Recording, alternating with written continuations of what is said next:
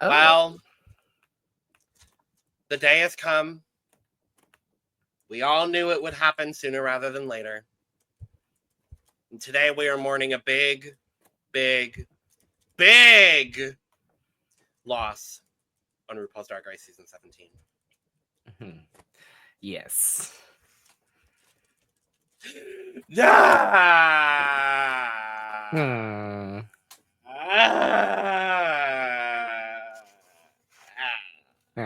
Let's be real. We knew last week she was going home. Yep. As soon as we saw the trailer for this week, Mitch, we knew she was going home.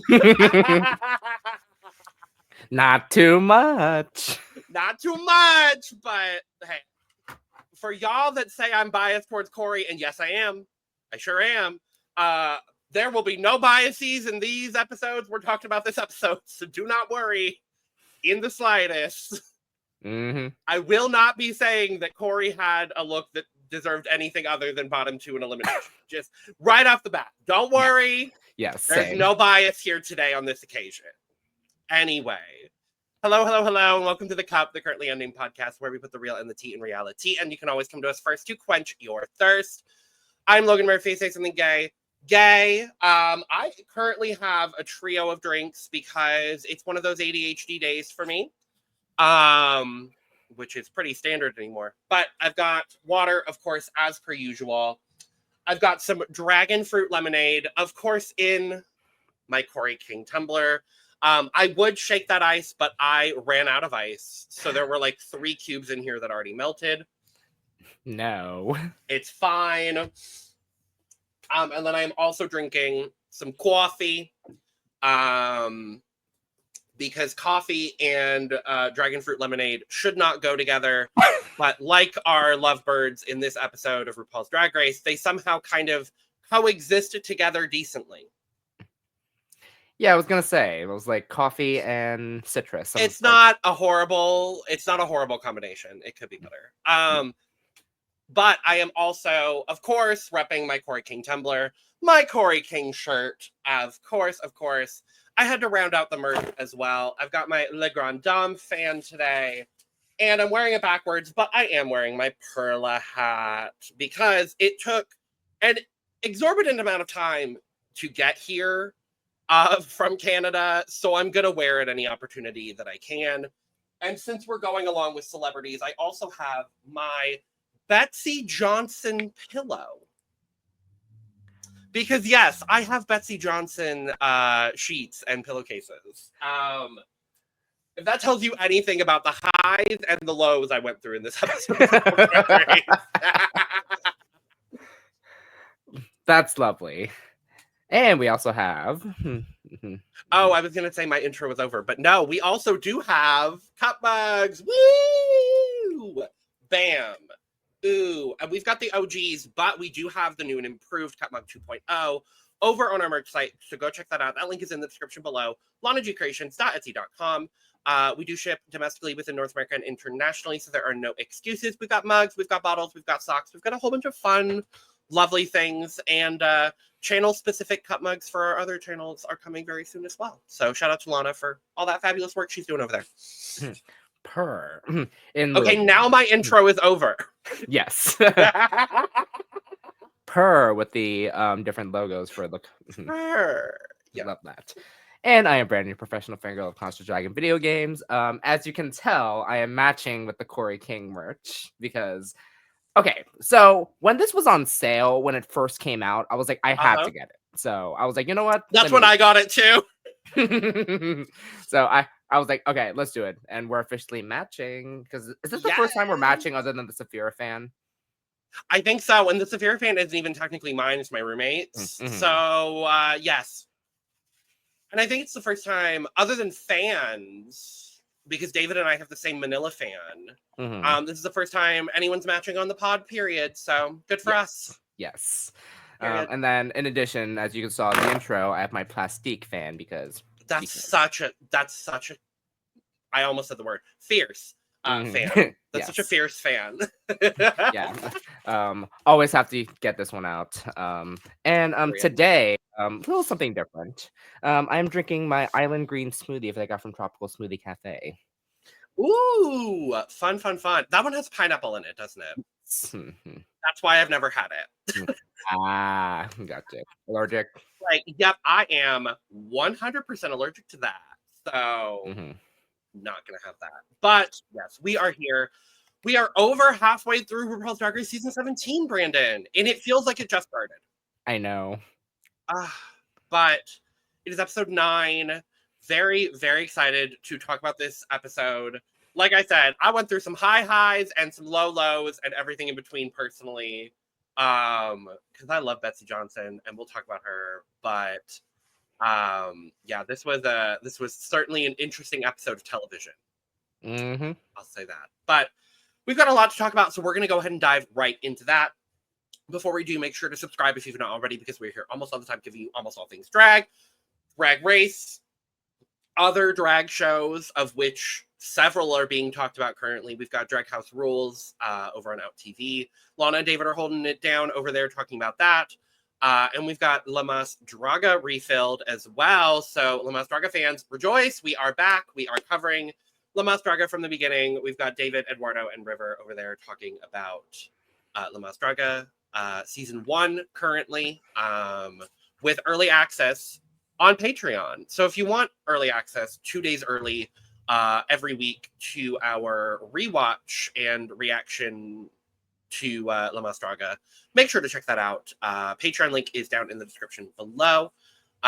We do also have all of our other channels. Those links are in the description below, as well as our audio podcasts. So check out everything we're doing. We're putting out a lot of content. A lot of it. Maybe too much. Maybe now that's too maybe too much. Maybe too much. I don't know. I can't tell. But anyway, thankfully over here we've only got one current active season of drag televised competition programming. Yes. And for that I'm a little thankful. But I am not thankful for the fact that Acacia Forgot went home. Yeah. All you have to do is forgot. I love that all of the girls are just embracing that. Like 2 weeks in a row now, we're getting references to that from Acacia and Corey. Spoiler. If you didn't watch the episode, go watch the episode. It's a good episode. And then come back and watch us. Or watch us and then watch the episode. Doesn't matter. But yes, Acacia's gone. Sam has her second win. She is so excited about her second win. And she says the old Sam is dead. And Arietti goes to interrupt her. And I love this. I think this is my favorite thing Arietti's done all season, honestly. She's done some fun things.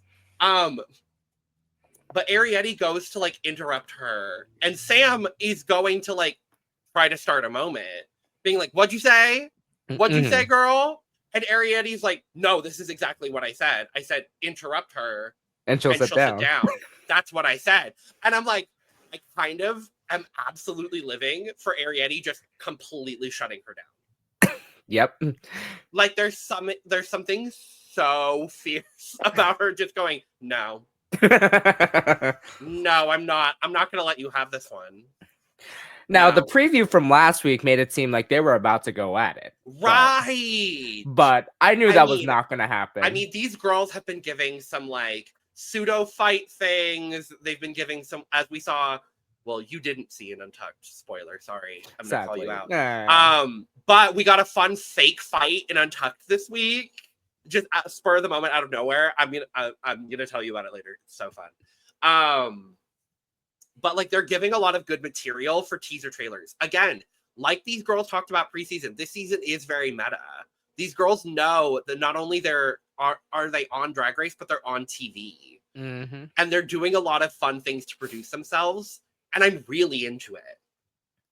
And this is the first season where it really feels like there are several queens that are buying into that. And I would say specifically, it's the fashion girls that have been like, for the most part, safe for the most season. Like I would say Arietti, Jules, Lana, Sam to an extent, Susie to an extent, Corey to an extent. Like there's a lot of girls that are just like leaning in and being like, no, I also know that I'm on TV. And if I say X, Y, and Z, I know it's going to get used. Mm-hmm. And I'm kind of living for how in tune to the edit these girls are. I'm kind of a fan of it. What do you think? No, yeah, I've noticed that too. Especially because, like, especially with Sam, because as the season went on, like, of course, like, for some reason, like, Sam had a little, like, thing. I don't know how to describe how I felt about Sam in the beginning of the season, but as the season went on, I was like, oh my god, I love Sam now. And you know, her edit, I said it before, I said it a couple of weeks ago. Her edit reminds me so much of Trinity's. Mm-hmm. It reminds me so much of Trinity's because I remember at the start of season 9, no shade to Trinity, but at the start of season 9, I was like, I don't know how I feel about this girl. She seems stuck up. She seems very, like, in her ways. Like, I just don't think I get her personality. And towards the middle and the back half of the season, I did really start to, like, understand Trinity, and she opened up a little bit more. And we're seeing that from Sam over the last couple of weeks, and I am really liking that. Mm-hmm. No, because, like, don't get me wrong, still love Sam from the beginning because, like, obviously I love her fashion. Yeah, absolutely. Like, again, just something like when she first had her voice out, I was like, okay, this is something weird, but at the same time, I was like, there's still something endearing about it. And then, as this week, especially this week, I was like, oh my god, like, I'm in love with Sam now. So she's a strong personality, whether she is intending to be or not. Mm-hmm. Like, there are some people, and especially, like, we see this on this season, there are some people that are just strong personalities, consciously or subconsciously. Like, Sam is one of them. I would say Anya is one of them. Corey is one of them. Joella is one of them for sure. Like, Mm-hmm. they're just always, to an extent, they're just always on. And they don't necessarily need that, like, off time to feel a little bit like, oh, I'm not going to always be self-producing, or I'm not always going to be thinking about things. Mm-hmm. But I like it. It feels, I mean, they keep saying meta. I keep saying meta, but it does feel very meta in a way that I like. I really, really like. Meta, engaged, like, and I think you'd, like, touched based on this during Down Under 3 when all the queens were like, like, they don't care how they do, they just want to give good TV, and I feel like it's kind of giving that in a way. 100%. But yeah, so we come into the workroom the next day. They're doing their thing. RuPaul comes in, and we get a mini challenge. Finally. What? Finally. And of course, it's the reading challenge. Finally, thank you. Yes. It feels late in the season, but then I was thinking about it again. And I was like, does it feel late in the season because Snatch Game was so early? Mm-hmm. And I think that's where, I mean, it was only 2 episodes ago, but that's kind of how I'm feeling about it. Yeah, no, it feels late. However, it felt right. It definitely felt right. Because, like, we're at the halfway point. I was just like, all right, so now halfway through the competition, you're finally going to do the reading challenge, which... And it's 9 girls. I'm fine with that. Almost everyone got multiple jokes, which I was happy about. I have to say, I think this is one of the stronger reading challenges. Maybe even internationally in the last, like, year and a half. Yep. Honestly, though, I was really impressed with this reading challenge. I was too. I thought everyone except for Arietti had a really good read. And I think everyone except for Arietti really delivered, like, really strongly. So yeah, everyone except for Arietti, I think, really, really excelled here. And I'm being facetious. I don't think Arietti really did that bad. What I appreciate most is when Jules read her back, she just took it and laughed. Yep. At this point, all you can do is laugh, and I kind of lived for it. And I was like, okay, Arietti, I respect that. If nothing else, I respect it. No, yeah, that is something Arietti will do. Because, like, fun fact, I actually got to meet Arietti this week. And period. I remember. I love that. Yeah, and I got to hang out with her after the show, and purr! yeah, because like they after the show was over, we go to like one bar that like is open until like 2 a.m. and Cute. Tatiana was there. So Of course. Shout out to and Tati. When are you gonna get Tati on the podcast? That's the real question. I don't think she wants to. That's valid and fair. Yeah, Tati, the offer is open whenever you want, and if you don't want to, I respect that. No, so like no joke, like Tatiana would make a joke, Ariadne would try to like try. I wouldn't say try to give a clap back, but like give them something. Well, mind you, she was a little bit I wouldn't say incapacitated, like she was on something, but in a good way. In a good way. I'm not gonna say what it is though. So, anyways, but you can tell like she's trying to like engage in that conversation, and then it just doesn't help. But then once like she can just laugh it off and have a good time about it. So, and that's what I love about Ariadne so much. And like I told her like how I knew like one of her sisters, London Bradshaw in Seattle. So shout out to London. We love London. Yeah, shout out to her. So now, when are you gonna get London on the podcast? That's more realistic. That's more realistic. Oh, it would be real early for her though.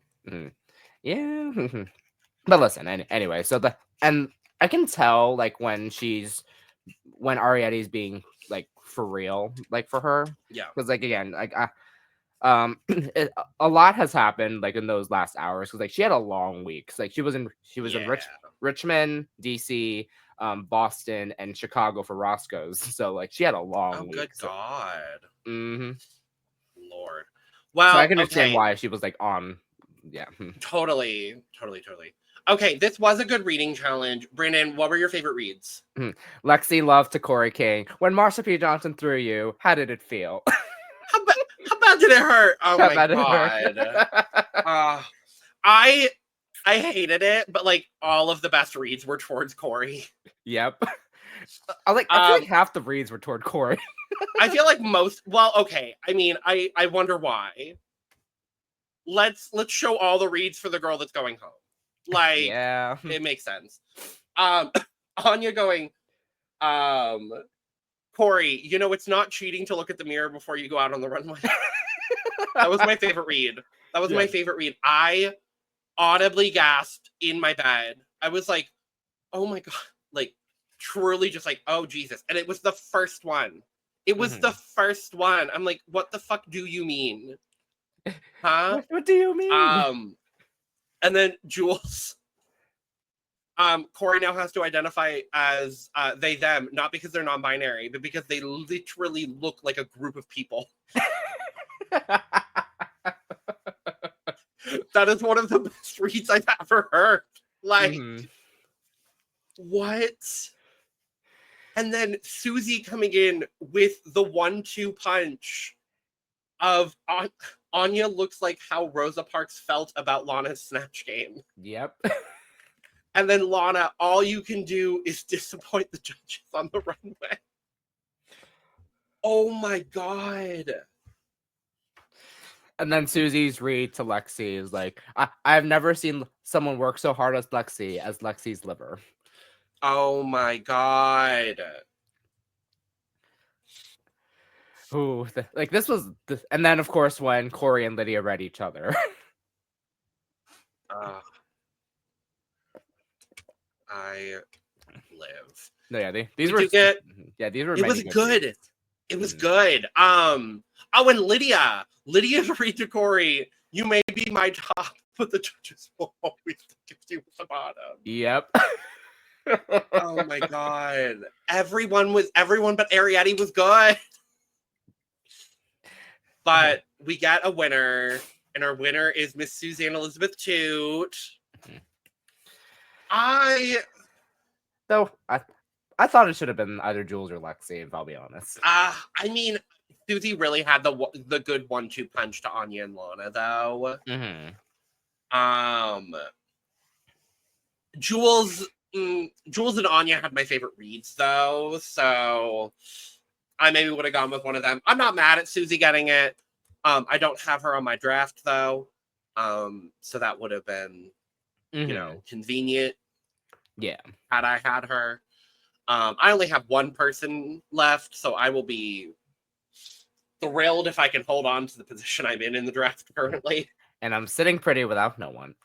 Oh, well, there's always whatever next season we get, whenever we get it. Who knows when we're getting Which I'm it. surprised we haven't gotten anything yet. Though we did get teased with Brazil, so. Well, we know Brazil's coming. We know France All-Stars is coming. We know a couple other things are coming. Mm-hmm. But yes. So we find out that our Maxi challenge is our third design challenge in 8 challenges. Which is wild. They really said, oh, season 3? Oh, we're going to do season 3 again. Got it. I feel like this might be the last one. Because I doubt we're going to get a 4th one. I feel like if we get like a 4th, quote unquote, I feel like we're going to get a makeover. Oh, true. Yeah. Yeah, I feel like we'll get a makeover.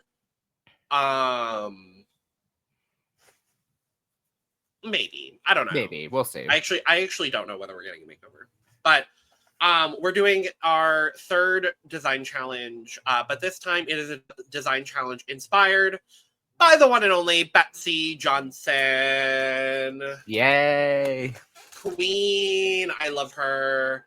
I love her. I love her. I love her. I love her. I also love her. I love her. I've taken a couple fashion and fashion history classes, and anytime I had to do projects on things for that, I've done Betsey Johnson. So I love her. I love her. Work. I just think she's so fucking cool. As we saw in this episode. So as we have 9 queens, there are 3 collections. The girls are going to be split between the 3 collections. Susie, for winning the mini challenge, gets to pick what collection she goes to, and to no surprise to legitimately anyone, unless you've been living under a rock, Susie picks the punk grunge flappers. We know this is not her strong suit. Mm-hmm. As we saw in the episode.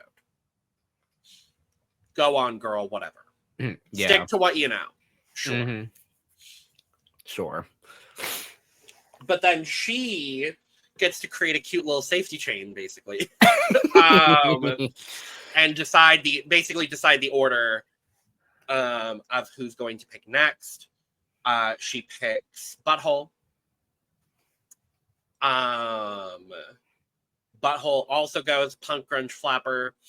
Surprising no one. Again, surprising no one. Surprising no one. But what was surprising is her not then picking Corey. She picks Lexi. Which, hey, I'm not mad at. Mm-hmm. I'm not mad about it either. I love Lexi Love. Mm-hmm. And I love Lexi in confessional being like, I don't get it, because last time I checked, I am not Corey King. Lexi is, oh my god. We said it at the start of the season. Lexi is my confessional queen. Yes.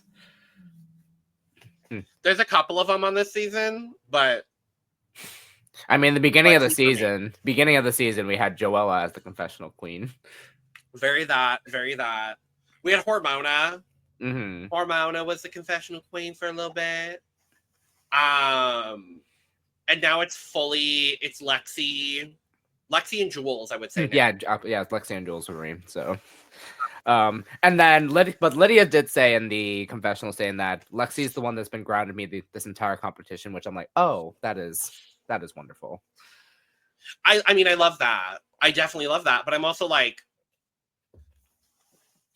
I'm truly sitting here like, would it have mattered though? Because Corey would have picked the prom collection, right? I mean, who knows? Because like, honestly, she's not picking punk, and we know she doesn't do like black and white. Mm-hmm. Yeah, she ain't picking anything other than the prom collection. She saw pink. She said, "Oh, I can do a pink short skirt." Quite literally, what she did. Yeah, that's what she's going with. And I love Corey dearly with every fiber of my being, but like that's what she's doing. So, I mean, I could have seen a universe if she chose prenup, but like, because I could have seen something white on her. and I would have absolutely loved that for her, and I think she would have been safe. So Lydia is the reason Corey went home. Confirmed. For two different reasons. Ooh, We'll talk about it. not this.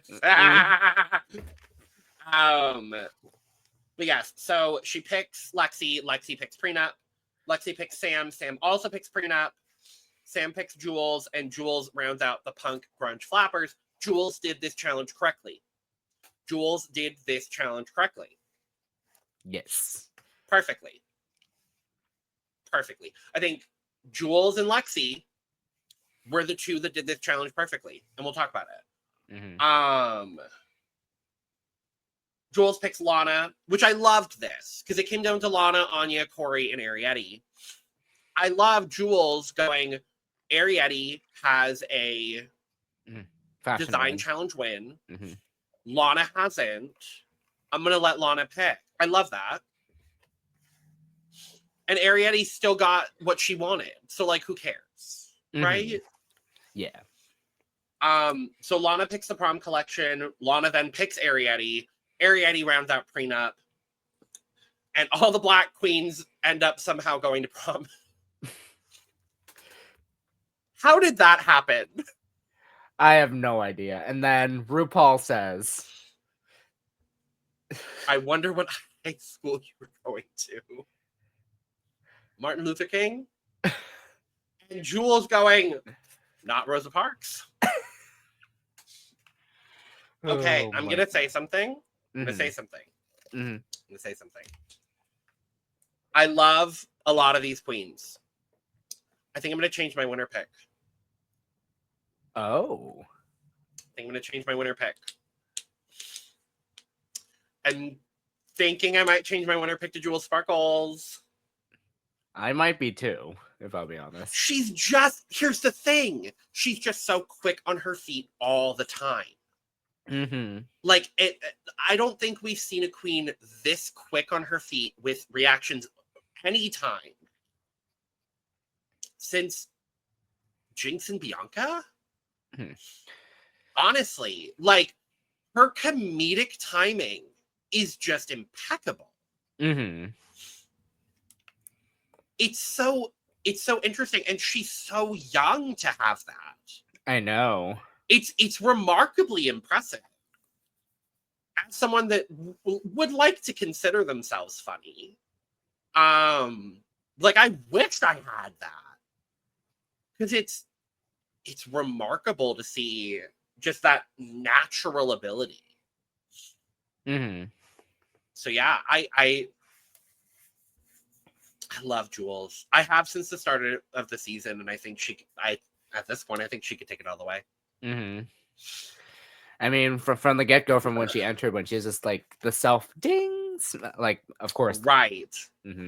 I was like, oh, she knows what she's doing. So, and like you said, really young. So I was very, I didn't know what to expect, because obviously I remember when we did our Instagram review, like, there was not too much that we were able to get. However, what she gave.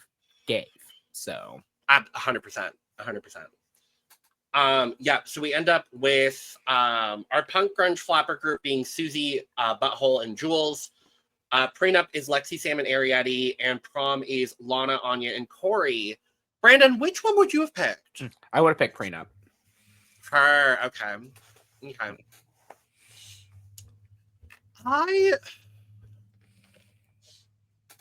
I didn't have a good prom experience, and I only went to one. So I might have picked prom. Fair. For like a similar enough reason to Lana. Because I didn't even realize Lana is that young. She didn't get to go to prom because of COVID. Yeah, context, Lana is 22, and COVID was 5 years ago. So she was 17 when that happened. I was like, oh, that is shocking. All right. Oof. And on the topic of COVID, I graduated college during COVID, so yeah. It's kind of, I guess, similar-ish, but obviously, but I'll be honest, me graduating during COVID was a blessing for me because I was not doing too well with in-person classes. I was supposed to, and then life got in the way. Yeah. So, it happens. It happens. Yeah, it happens. But we get some lovely workroom stuff. The big moment before we get our walkthroughs with Betsey Johnson herself is we get an emotional moment from Lexi breaking down kind of just over the nature of the challenge. It's another design challenge, and she's been safe for both of the first two design challenges, and she's been safe for a while now. And it's getting to the point where she's, if she's staying safe, there's a point where safe could just become bottom until you're eliminated. So she's getting in her head a little bit, stressing about the design challenge. And I love that Sam comes over and just literally snaps her out of it. Mm-hmm. I loved this. Yeah, I love this too. Like, you can tell, like, they were like they're like one of the closer like relationships like coming from this, and it's like because we saw in episode 2 when Lexi and Sam were doing their makeup together, and obviously it's like now translating throughout the season. I'm like, oh, this is amazing. Yeah, like I get it. Like sometimes you can get in your head too much, and then like you just need that one person to get you that pick me up. And absolutely. And I'm glad that Sam was that for Lexi. So I didn't realize until this episode, I don't know if you would agree, Brandon, I didn't realize just how close Lexi and Sam were, because this is the first episode I remember them referring to each other as like big sis and little sis. Yeah, this was the first instance I think they talked about it. I think so. Yeah, I didn't realize how close they were. I mean, I am adoring their relationship. I think they're adorable. And I like them both. So work. But yes, then we got Betsey Johnson coming to the workroom. I love the way Rue did this too, being like, I've got a treat for you girls. I've got a world's foremost expert on Betsey Johnson. Please welcome Betsey Johnson. I lived. Whoever wrote that for Rue, work. Yes. I mean, she is the expert on her, so obviously correct. Correct. What stood out to you in the Betsey walkthroughs, Brandon? So, when they went to each group, especially for the prenup group, Betsey mentioned that, like, well, Rue actually mentioned that Betsey was one of the first people to actually have trans models in her fashion shows. I was like, really? I love that. And I don't know how long ago, like, because they never stated, like, I think it said on screen, it popped up a date, and it was 2015. During the prenup collection. I'm not sure exactly whether that was it. But that's what I remember from the episode, was 2015. Okay. No, because I remember in the past, like I remember them mentioned, like in 2015 specifically, like there was a trans model for Victoria's Secret back in 2015 as well. So I wasn't sure if that was the same. So I don't. I'm not sure. I'm not familiar with the fashion world, but like again, the fact that RuPaul said that, I was like, oh, that's. And then we get a Lexi moment where he's like, wait a minute, Betsey was the one that had people like me do this first. Period. I was like, oh yes. I mean, what also stood out to me as well is like everyone showing their designs like on their drawings. I was like, oh, that's cute. I wonder how that's going to translate. Because I was and we'll talk about a look over here. Like I was expecting a much smaller dress for what Sam like showed when she drawed. That was just me though. And then seeing Lexi's idea on paper and then translated on like in person, I was like, oh wow, like this could work.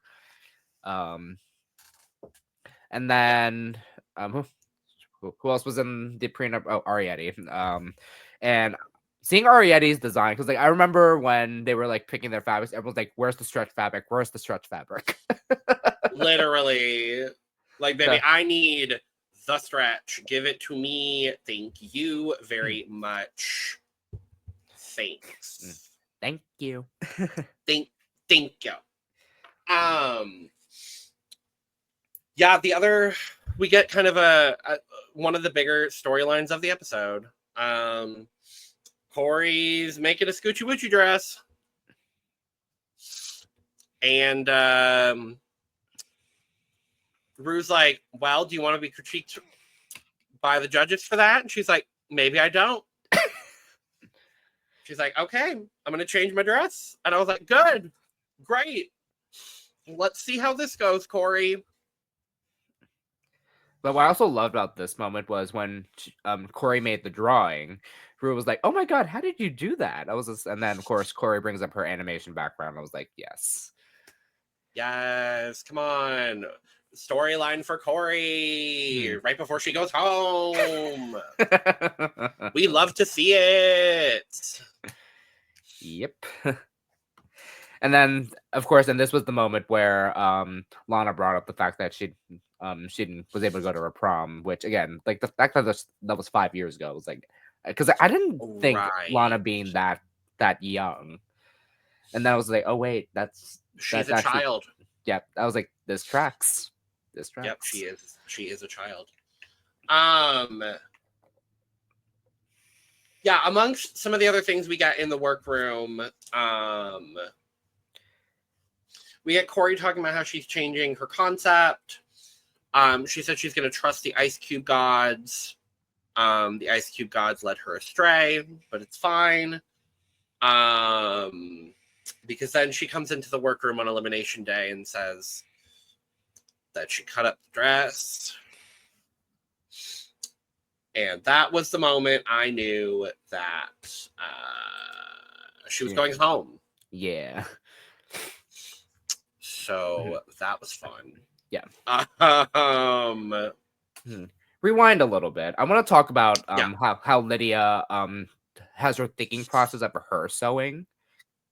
Yes. Because like I sometimes do that. Like not with sewing, but like with ideas. Like I have an idea that like whatever like sticks with it, I was just like gonna go with it. And that's how she would like approaches her sewing. And I mean, I can relate to that a lot because I can't have like I know I have something in my head, but once I like do it in practice, like that's when that can actually like work. So I can actually relate to that. And then of course everyone else is worried because I was like, I don't know what you're gonna do here. Because Lydia showed this fabric that she used for her I guess her undergarment or like a tights of some sort. It was like a bodysuit. Mm-hmm. Which I was like, okay, I can see where you're going with this. Yeah. And we'll talk about a look over here later. And obviously, like, and I was like, okay, this I can see because like they even brought up her old design, like the other design challenge, and like because we didn't get much of like that, and I was like, okay, I can see where Lydia is going with this because she's more so in the moment than like just having like a preconceived idea. Right. Like, what did you think about that? I don't know. I mean, my idea creation process is very all over the place as well, so I definitely agree with that. When it comes to like very technical things like sewing, I don't know how to sew, so I don't necessarily know that process very well. But thinking about other like technical skills that I do have, I think about it in a very like sequential kind of way. And that's like one specific instance where like my mode of thinking is a little bit different depending on what I'm doing. So I understand her point of view with it, thinking about it more from the artistic lens. I just think about those kinds of things more from a technical lens. Yeah. I'm sometimes that way too. Totally. So I mean, that was like one of the more like that's so I was like, oh, I like that's like a good idea process, like 'cause Totally, yeah. And then one of my favorite moments was a Jules and Lexi moment when Lexi read Jules's outfit. I was like, ooh, okay. When she comes over and she's like, yeah, so your velvet's upside down.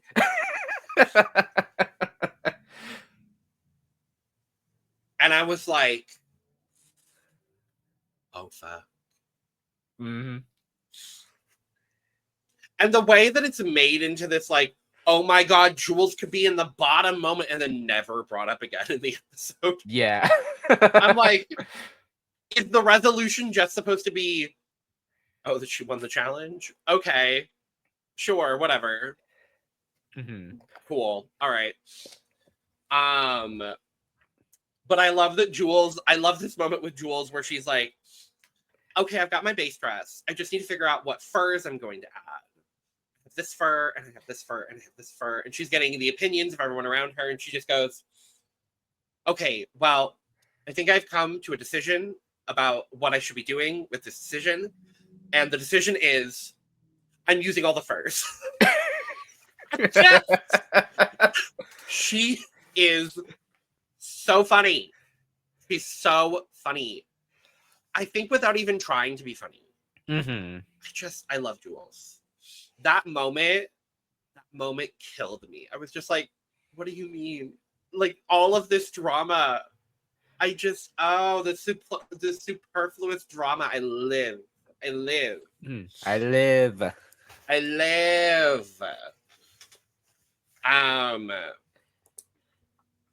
But yes, we get some Emmy moments, real quick Emmy moment things. Lexi, we get kind of we're going back to the Lexi and Sam situation from the previous day. And Lexi's talking about, her concerns about being a little bit more hormonal after starting her transition. And then we just get a real quick moment from Sam being like, she's just a real strong person for going through what she's going through. And then we just move on. It's like, okay, cool. All right. I guess. Anyway. And then we get an update with the lovebirds because we're sending one of them home. And we're putting them both at the bottom. Hey, it is what happened. And Lydia says that one of her favorite things about Corey is his arms and not his outfits. I loved it. I love them. I love them. I love them dearly. Yeah, so then we go to the runway. And I'm going to try something different this week. We're going to talk about the judges over on Look Over Here because that makes more sense. Yes. That does. I don't know why we haven't been doing that. But we're just going to do that. That's easier. So we're just going to do that over there. So they walk the runway. We do our things. We find out that our safe queens are Lana, Susie, and Sam. I do agree with this, actually. So I also agree. I definitely agree. I think one of them could have been swapped. We'll talk about it. Yeah, we'll talk about it. Here. But I want to talk about Untucked really quick because it was really fun. So the girls go back. They start vlog style going in. And there's a dumb little tiff between Sam and Lana. About Lana not appreciating Sam enough. It was a dumb, stupid thing, but it was funny. They go back into Untucked, and Lana, being the queen of Untucked, has to teach Susie and Sam how to do Untucked because they're always in the top. So it's like a fun, stupid thing. They like get snacks. They're just like talking about who's in the top, who's in the bottom. Sam then petitions to send both Corey and Lydia home together. She's like, I need picket fences, I need signs, and then goes over with paper and Sharpie, Megami style. It's just this like paper poster that says, send them home. And then there's a second one. She drops the first one, she goes, and the second one says, together. So good. Oh my god. I need to watch that. Good. It's so good. It is so, oh my god. I obsessed with Sam. Obsessed with it. And she's so passionate about this too. She's like, I need them both to go home. They've been skating by safe. I need them both to go home. I'm like, okay, girl. And then we cut back from commercial, and it's like right before the top and bottom queens are going to come back. I don't know how the Safe Girls had any indication of it. But Lana goes, we should pull a prank. And she's like, let's stage a fight. So Lana and Sam just start fighting. Oh, that is and they're great. just like hurling insults at each other. Sam is saying that Lana, she's like, fuck you, Minnie Mouse. Oh my god. It's so stupid. I laughed so hard. Like it was so funny. It was so funny. And then like it's just Sam and Lana fighting. And the whole time Susie's just sitting there like and they're like still fighting. They're just like yelling nonsense back and forth at each other. But it sounds like a coherent fight because they're both putting enough effort into it. It's so good. As they should. The top and bottom girls come in and it's Jules first. And she's just kind of standing there just like, what happened? And then Lexi could hear it from the staging behind the Untucked lounge. Oh, so Lord. I guess Lexi rushed through and like told producers, I need to get in there. Sam's fighting. I need to go defend Sam. Rushes into Untucked, runs immediately to Sam, who is like on the opposite end of backstage of the Untucked lounge. Like runs across the Untucked lounge and runs to Sam. And she's like, oh my God, are you okay? What happened? And Sam just goes, it's a bit where only Lexi can hear it. And she's like, I hate you. I hate you so much. I hate you. I really thought something was going on. And then, because only Lexi heard it, Sam walks back into the Untucked lounge and starts fighting with Lana again. Oh my God. And then they can't hold it. And they're just like, no, it's a prank. No, it's a prank. It's so dumb. But I think it's my favorite Untucked fight of all time. It's just so dumb. I love them. Okay, I love them so much. I need to watch this. Yeah, no, you have to. It's so good. Oh my God. That gave me so much serotonin watching it last night. Thank you, ladies. I appreciate it. Yes. Greatly appreciated. Oh God. And now, Jesus. Okay, let's talk about our results. So we end up our top three being Jules, Lexi, and Arietti. Sure. I actually would have swapped one person. Oh? I don't think Arietti did a bad job here. Makes sense. And this is not me, and no one said it, so I don't think anyone thinks this. This is not me being biased against Arietti again. I promise. But I would have had Arietti safe. Okay. Because her look was less Betsey Johnson to me. And I'll talk about it in Look Over Here. But I actually would have swapped Arietti, and I would have really, really, really loved for Lana to have a moment in the top, and I actually would have had Lana in the top over Arietti. Okay, I can see that. Yeah, like now that I'm looking at it, I'm like thinking about it in my head. Lana was more Betsy than Arietti's, so. And and the looks were. I'll talk about it in a look over here. A lot of it had to do with the performance as well. Yes. I think Lana sold the fantasy more than Arietti for me. Okay, valid.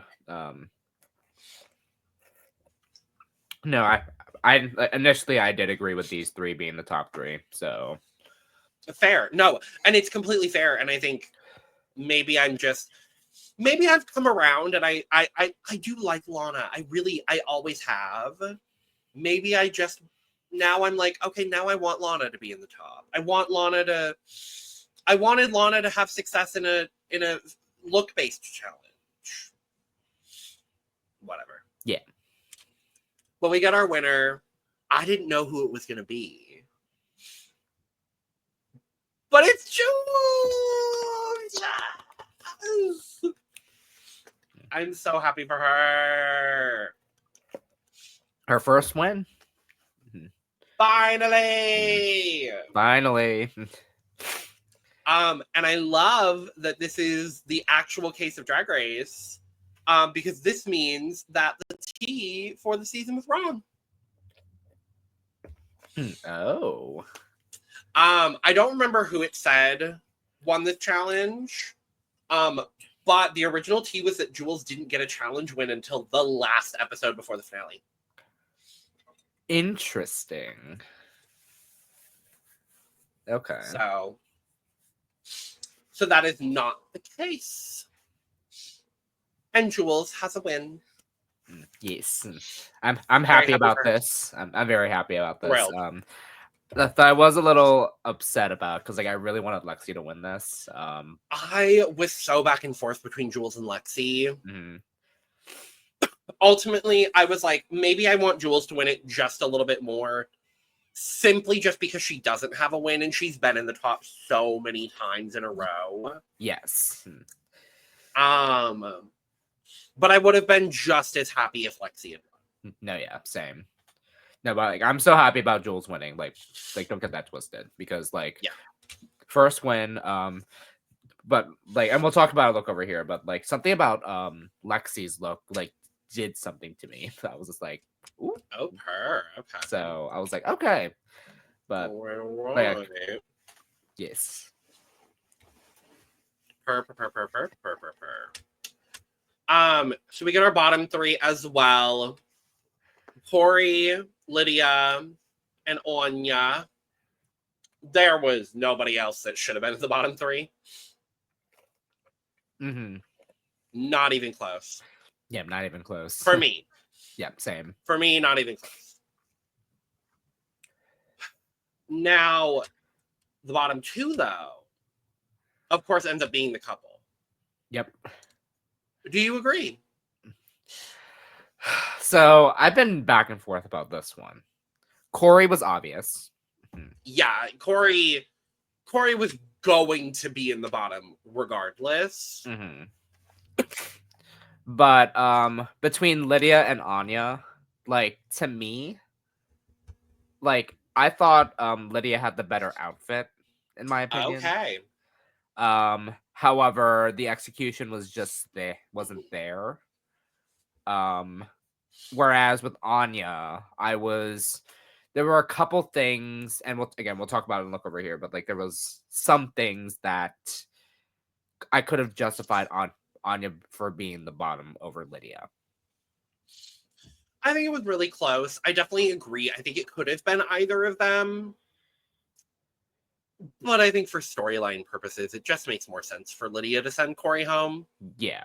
And then obviously Anya's been killing it this entire season. So she Exactly. Anya has 2 wins. We needed her to get a low placement for, diversity of placements. She might land in the bottom once and send somebody home. Mm-hmm. Yeah. Like she might send Lana home. Who knows? I don't know. I think one of her and Lexi is going to land in the bottom ones. I don't think both of them. That's my prediction. Yeah. Yeah, that's how I'm seeing it. I think of the finalists, I think two of them could end up not lip syncing at all. Yeah, I can definitely see that. But I would like to see everyone on this season lip sync. I will say that. I mean, who knows when the Lollapalooza is going to be this season? So I hope we do get a Lollapalooza this season. I don't have any tea about that. no, neither do I. So I hope we get it. But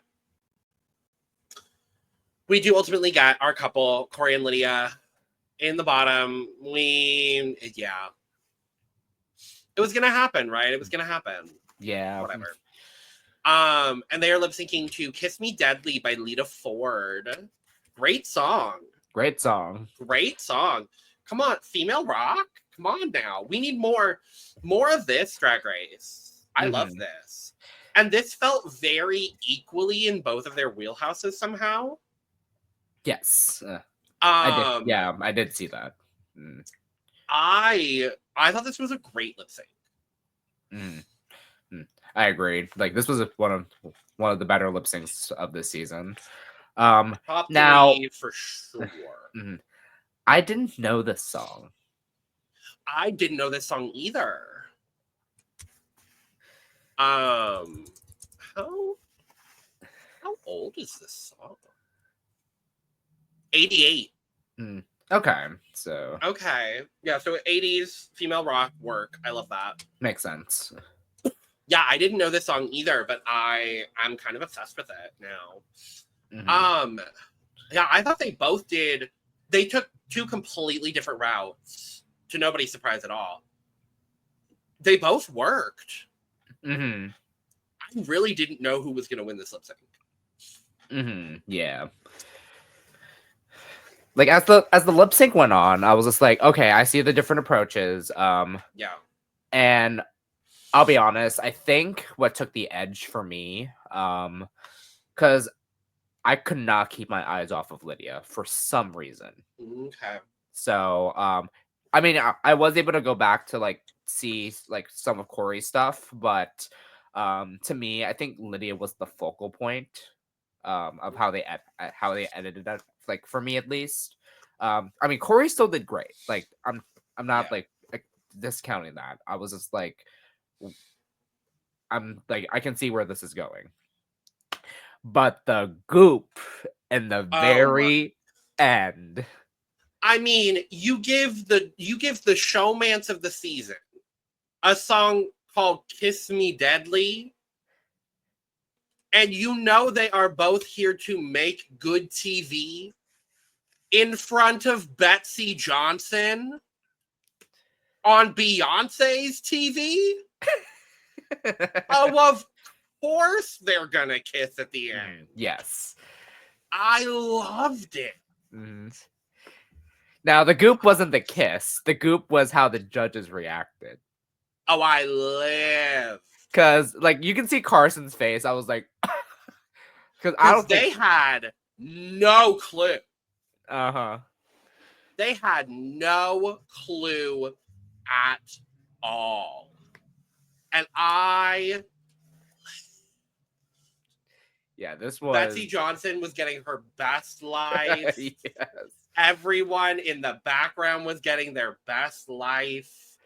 It is like everyone there was seeing people kiss for the first time.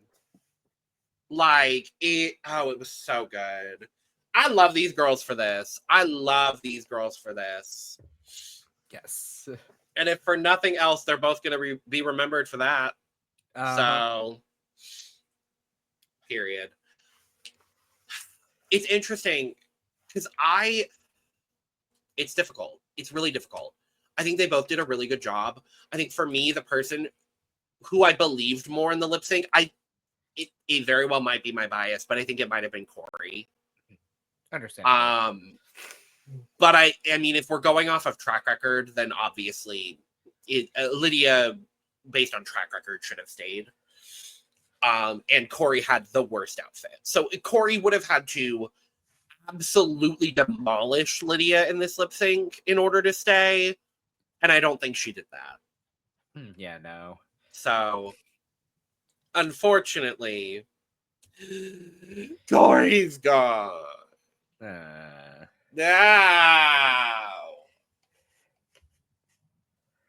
No.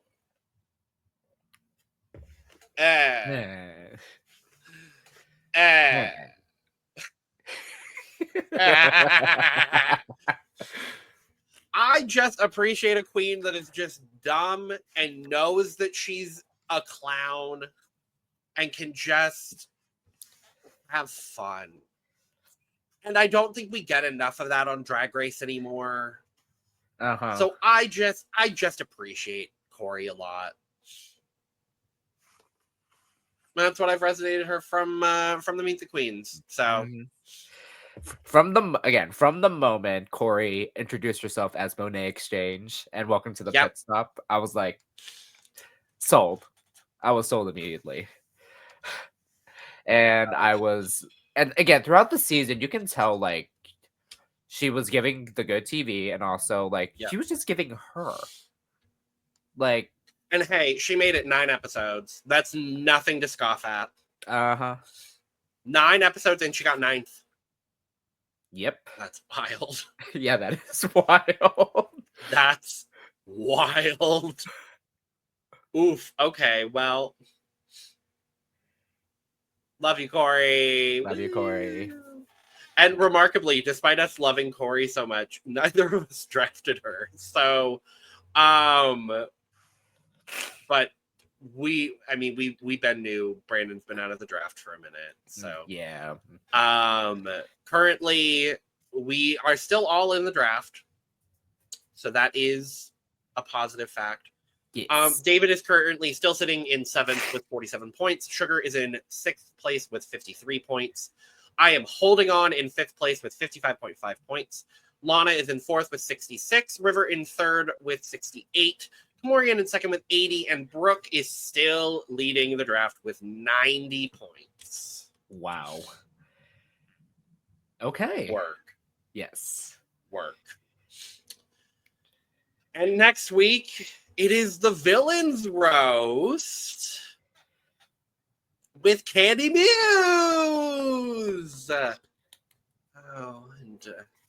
And Plane and Mistress. Yep.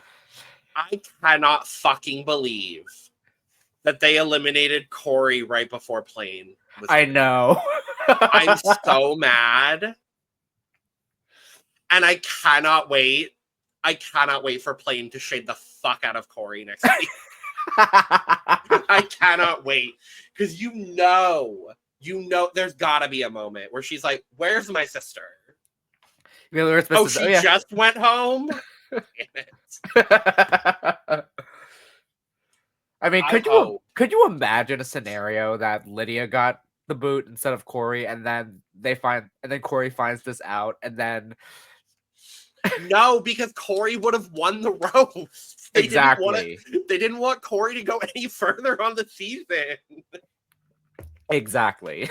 Oh my goodness gracious. Well, that's where we're going to end off for this episode. But we are going to talk about our Betsey Johnson Design Challenge looks over on Look Over Here, so make sure to check that out as well. Thank you for joining us for this episode recap. Let us know all your thoughts on this episode down in the comments below. Do you love Betsey Johnson? Do you agree with this elimination? Are you going to be shaking that ice as well? Do you want to make out with someone on Drag Race? And if so, who? Let us know all those things down in the comments below. Subscribe, like, and share on the way out. Check out the description below where you can find all of our audio podcast links, as well as our other YouTube channels, our Patreon, our social media, and where you can get your merch, including but not limited to Cup Mug. And with all that being said, we are going to go ahead and get out of here. So, cheers. Cheers. And don't forget the Ella.